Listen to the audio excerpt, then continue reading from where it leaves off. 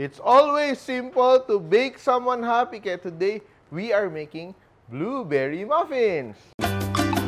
Simpol, simpol, luto na, ha-ha.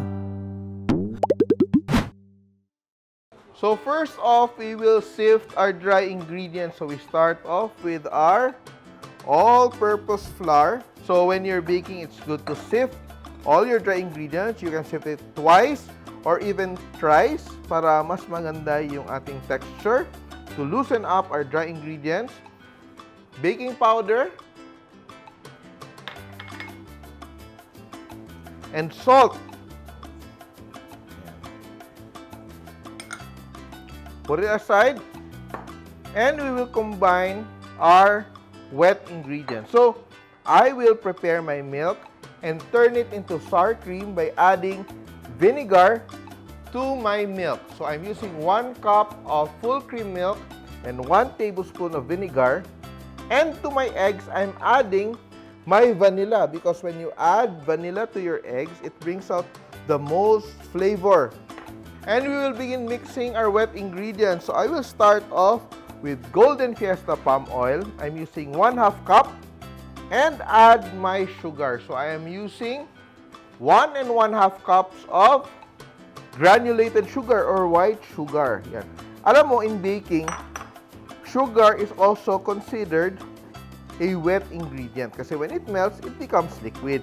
Yan. So we will mix our sugar and our golden Fiesta oil and add the eggs with our vanilla one at a time to combine.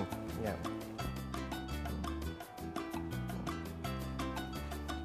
You can also use a stand mixer for this, pero kung wala naman kayong stand mixer, eto, look at that. No? So little by little, we are sort of creaming together. We will now add our flour and our milk alternately.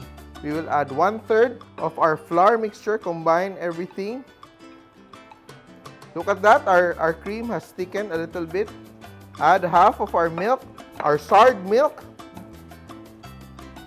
Add the second third of our flour and add half of the milk, and I will also add 1/2 cup of oats. So what I did, I just replaced 1/2 cup of my flour with 1/2 cup of rolled oats. Yan, para mas maging healthy yung ating recipe. And I will add the rest of my dry ingredients.